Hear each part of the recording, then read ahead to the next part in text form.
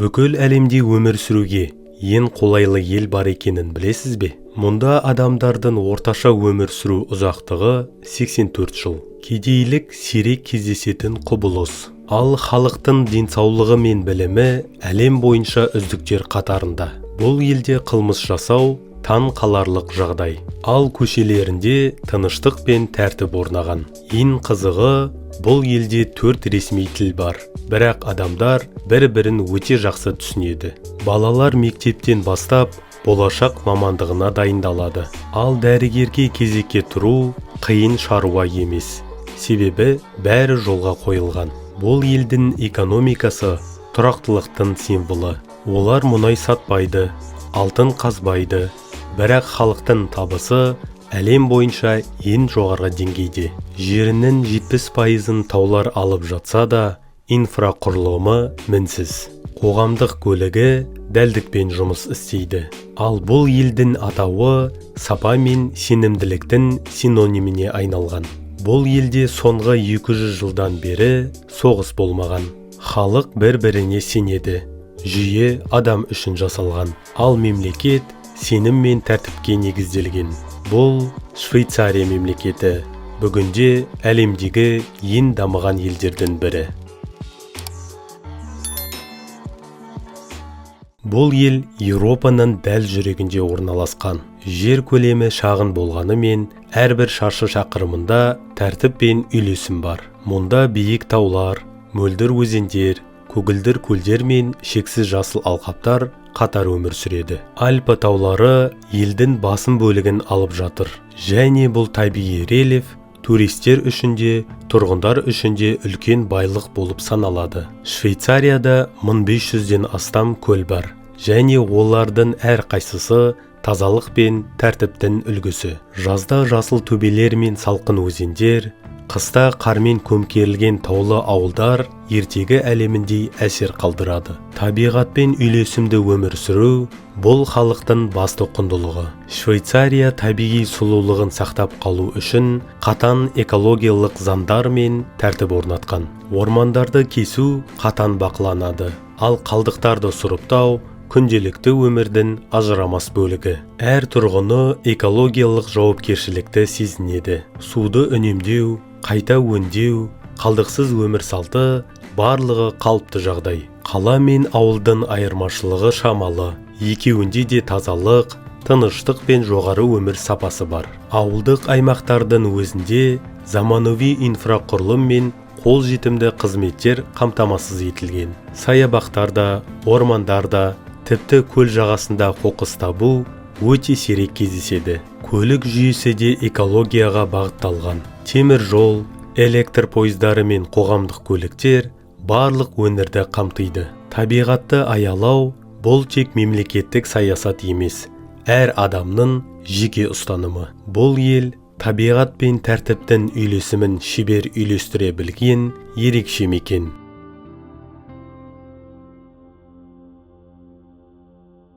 Бұл елдің аумағы кішкентай болғанымен, экономикасы әлемдегі ең тұрақты және қуатты экономикалардың бірі саналады. Оның жалпы ішкі өнімі 2024 жылғы деректер бойынша 977 миллиард доллардан асты. Халық саны небәрі 9 миллионға жетпейді.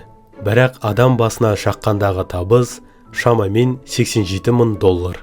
Бұл әлем бойынша ең жоғары көрсеткіштердің бірі. Осы шағын ел жаһандық қаржы жүйесінің маңызды тірегі. Швейцария десе, ең алдымен банк саласы еске түседі. Мұнда 240-тан астам банк бар.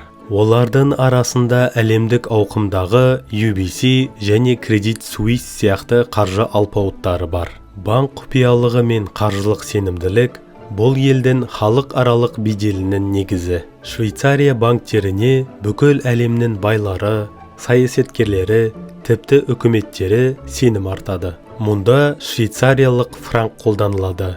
Ол ең сенімді әрі тұрақты валюталардың бірі болып саналады.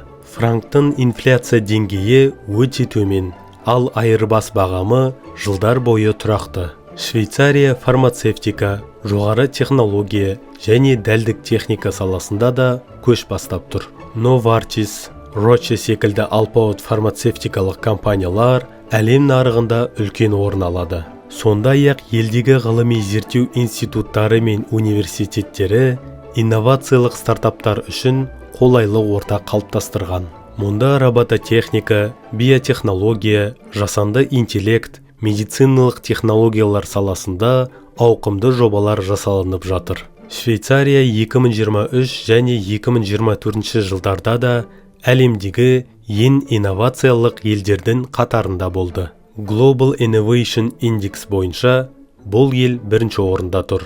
Олардың жетістігі тек экономикалық көрсеткіштерде ғана емес, сонымен қатар тұрақтылық пен сапаға негізделген дамуында жатыр. Жұмыссыздық деңгейі төмен, инфляция бақылауда, ал елдегі орташа өмір сүру деңгейі өте жоғары. Тіпті мемлекеттік қарыз да басқа дамыған елдермен салыстырғанда әлде қайда аз. Швейцарияның экономикасы бұл ұқыптылық, сапа және инновацияны біріктірген табысты модель.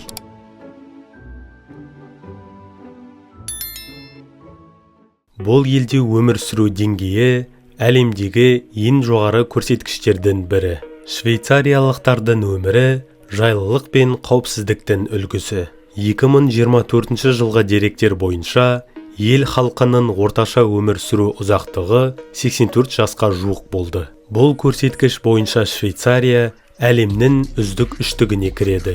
Денсаулық сақтау жүйесі өте жоғары деңгейде дамыған. Мұнда медициналық қызмет сапасы үздік. Сонымен бірге азаматтарға қолжетімді. Жеке клиникалар мен мемлекеттік мекемелер қатар жұмыс істейді. Және бәрі де жоғары стандарттарға сай. Әрбір тұрғыны міндетті медициналық сақтандыру жүйесіне қосылған. Білім беру сапасы да озық деңгейде. Оқушылар 3 тілде білім алады: неміс, француз және итальян тілдерінде. Мектептер мен университеттер академиялық еркіндік пен сапалы біліммен танымал. Цюрих университеті мен Лозаннадағы ЕПФЛ сияқты жоғары оқу орындары әлемдік рейтингтерде жоғары орын алады. Швейцарияда қоғамдық көлік өте дәл және тиімді жұмыс істейді. Пойыздар кестесі минутына дейін нақты, ал автобустар елдің түкпір-түкпіріне дейін жетеді. Қалаларда таза ауамен тыныстануға мүмкіндік бар, себебі экология басты назарда. Швейцариялықтар күнделікті өмірде табиғатпен үйлесімде өмір сүруге тырысады. Бұл елде қоқысты сұрыптау, қайта өңдеу және қоршаған ортаны қорғау өмір салтының ажырамас бөлігі. Қоғамда тәртіп пен сыйластық жоғары бағаланады. Қылмыс деңгейі өте төмен. Балалар мектепке жалғыз бара алады. Тіпті қоғамдық орындарда еркін ойнап жүреді.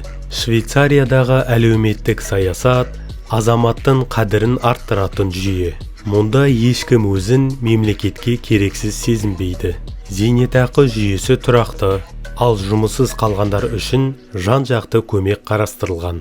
Бұл әрбір адамға жағдай жасалған нағыз әлеуметтік мемлекет.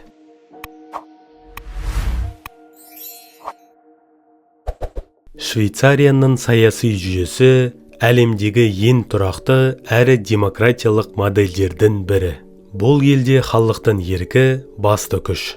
Маңызды мәселелер бойынша ел азаматтары жиі референдум арқылы шешім қабылдайды. Швейцария тікелей демократия принципін табысты қолданатын санаулы мемлекеттердің бірі. Президент жыл сайын ауысады, және елде билік бір адамның қолында шоғырланбайды. Федералды кеңес 7 министрден тұратын алқалы орган, яғни елді ұжымдық түрде басқарады. Бұл жүйе билік тармақтарының теңдігін қамтамасыз етеді және саяси қақтығыстардың алдын алады. Швейцария 1815 жылдан бері бейтарап ел ретінде танымал. Бұл ел 2 дүниежүзілік соғысқа да қатысқан жоқ. Бейтарап ұстанымы арқасында халықаралық ұйымдардың жиынтық орталығына айналған. Женева, Біріккен ұлттар ұйымы, Қызыл крест, дүниежүзілік денсаулық сақтау ұйымы сияқты ұйымдардың штаб пәтерлері орналасқан қала. Швейцария дипломатия мен келіссөз алаңы ретінде де беделге ие. Көптеген елдер арасындағы маңызды келісімдер дәл осы елде жасалған. Бейтараптық Швейцарияның тек сыртқы саясаты ғана емес, ұлт ретінде қалыптасқан болмысы. Бұл ұстаным елдің ішкі тұрақтылығына да оң әсер етеді. Мұнда әртүрлі ұлт пен тіл өкілдері тату-тәтті өмір сүреді. Герман, француз, итальян және ретро-роман тілдері ресми тіл ретінде қатар қолданылып келеді. Бұл әртүрлі мәдениеттің бейбіт түрде қатар дамуының жарқын үлгісі. Мұндай тұрақтылық пен бірлік елдің тұрақты дамуының негізі. Швейцарияның білім беру жүйесі бүкіл Еуропаға үлгі боларлық деңгейде. Бұл елде балаларға ерте жастан мамандықты таңдауға бағыт беріліп, оқу жүйесі нақты өмірмен байланысты құрылады. Орта білім алғаннан кейін оқушылардың жартысына жуығы кәсіптік бағдарға ауысады. Олар оқу мен жұмыс тәжірибесін қатар алып жүреді. Мектеп бітірген соң швейцариялық жастардың 70% университетке емес, дуалды білім жүйесі арқылы бірден нақты мамандық иесі болып шығады. Бұл жүйе елдің еңбек нарығы үшін өте тиімді. Жастар жұмыссыз жүрмейді, ал компаниялар дайын кадрлармен қамтамасыз етіледі. Университеттерге келсек, Швейцария ғылым мен технологияның алдыңғы қатарында тұрған ел. Лозанна федералдық политехникалық мектебі мен Цюрихтің университеті әлемдік үздік ондыққа кіреді. Міне, дәл осы Цюрих университеті әйгілі Альберт Эйнштейн оқыған және жұмыс істеген университет. Бұл оқу орындарында зерттеулердің 40%-дан астамы халықаралық ынтымақтастық арқылы жүзеге асады. Яғни ғылымдағы ашықтық пен жаһандық интеграция елдің басты стратегиялық бағыты. Білімге бөлінетін қаржы да таңқаларлық. Мемлекет жалпы ішкі өнімнің 5%-дан астамын тек білім мен ғылымға бөледі. Ғалымдар мен зерттеушілерге жағдай жасалғаны сонша, жыл сайын мыңдаған шетелдік мамандар Швейцарияға келіп, тұрақты жұмысқа орналасады. Жасанды жүрек импланттары, жаңа буындағы вакциналар мен климатты бақылау технологиялары швейцариялық зертханалардан шыққан жаңалықтар. Мұнда білім алу тек диплом үшін емес, нақты өмірде пайдалы болу үшін беріледі. Ал ғылым мемлекеттің ең құнды инвестициясы ретінде қарастырылады.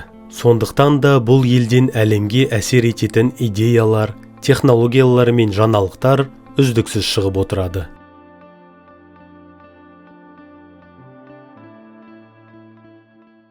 Ұзақ өмір сүру бұл елдің қалыпты шындығына айналған. Мұнда 100 жасаған адамдар таңғаларлық құбылыс емес. Швейцариялықтардың ұзақ әрі сапалы өмірінің басты себебі тамаша медициналық жүйе мен денсаулықты бірінші орынға қоюы. Бұл елде жалпы мемлекеттік аурухана деген ұғым жоқ. Барлық емханалар мен ауруханалар жекеменшік немесе жартылай жекеменшік. Дегенмен мемлекеттік қадағалау, сақтандыру жүйесі мен жоғары стандарттар барлық азаматтарға сапалы және қолжетімді қызмет ұсынады. Әр адам міндетті медициналық сақтандыруды жеке компаниялардан сатып алады.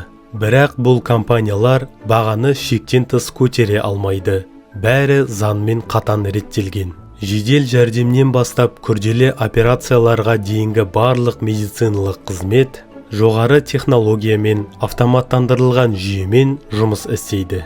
Мұнда ауруханаға бару, уақытынды жоғалту емес, нақты әрі нәтижелі көмек алу дегенді білдіреді. Әрбір азамат өзінің денсаулығына жауапты екенін түсінеді. Салауатты өмір салты, сапалы тамақтану және тұрақты тексеріс қалыпты өмірдің бөлігі. Адамдар алдын ала тексерістен өтуге, спортпен айналысуға және стрессті азайтуға ерекше мән береді. Сонымен қатар Швейцарияда қарт адамдарға көрсетілетін күтім мен қолдау өте жоғары деңгейде ұйымдастырылған. Қоғамда салауатты өмір салты мәдениеті қалыптасқан. Адамдар жаяу жүреді, велосипед айдайды, табиғат аясында жиі демалады. Мұндай жүйенің арқасында Швейцария халқы ұзақ өмір сүріп қана қоймай, белсенді әрі сапалы өмір сүреді.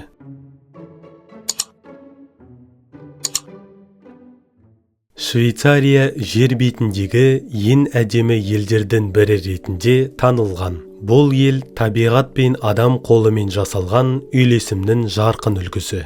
Альпі таулары елдің символына айналған. Қыста бұл өңірге әлемнің түкпір-түкпірінен шаңғышылар мен сноуборд әуесқойлары ағылады. Давос, Санкт-Мориц, Цермат қысқы спорт түрлерінің астанасы саналады. Жазда Швейцария жасыл төбелер, айнадай көлдер мен гүлге толы алқаптарымен танымал. Туристер жаяу серуендеуге, велосипедпен табиғатты тамашалауға немесе жай ғана тыныш демалуға келеді. Мұнда 1500-ден астам көл бар. Женева, Люцерн, Цюрих көлдері өзінің мөлдірлігімен және ерекше тазалығымен көз тартады. Бұл көлдердің айналасы демалыс орындары мен тарихи қалаларға толы. Швейцарияның табиғаты тек сыртқы сұлулық емес, бұл елдің өмір салтының ажырамас бөлігі. Швейцариялықтар демалыс күндерін табиғат аясында өткізуді ұнатады.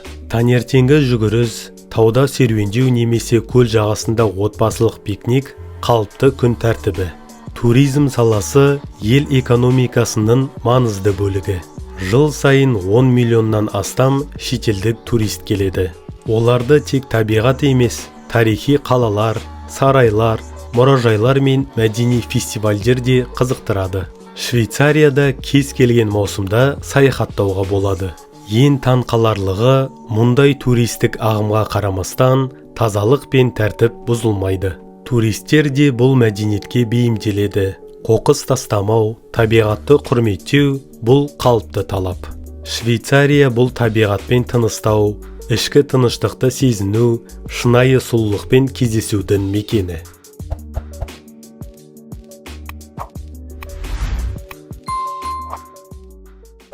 Швейцария бұл жай ғана дамыған мемлекет емес, бұл жоғары сапа, тұрақтылық пен үйлесімнің символы. Мұнда адам мемлекеттің басты құндылығы. Барлық жүйе, білім беру, денсаулық сақтау, экономика, инфрақұрылым адамның жайлы өмір сүруі үшін мұқият құрылған. Қоғамда сенім бар, халық билікке, ал билік өз халқына сенеді. Бұл елде бейбітшілік пен тұрақтылық жай сөз емес, күнделікті өмірдің ажырамас бөлігі. Мұнда әр азамат өзін қорғалған, қадірлі және маңызды сезінеді. Табиғат пен технология, дәстүр мен инновация бәрі бір-біріне кедергі емес, керісінше бірін-бірі толықтырып тұрады. Швейцария бізге бір нәрсені көрсетеді. Мемлекетті кішкентай бола тұра үлгі етуге болатынын. Қоғам тәртіп пен сенімге негізделсе, үлкен жетістіктерге жетуге болатынын. Азаматтың жайлылығы мен қауіпсіздігі мемлекеттің ең басты миссиясы болуы керектігін. Егер сіз дамудың, бейбітшіліктің және сапалы өмірдің қандай болатынын көргіңіз келсе, Швейцарияға қараңыз. Бұл ел болашақтың бейнесі, және ол қазірдің өзінде шындық. Егер сізге бұл видео ұнаса, пікір қалдырып, лүпіл басып, арнаға жазылуды ұмытпаңыз.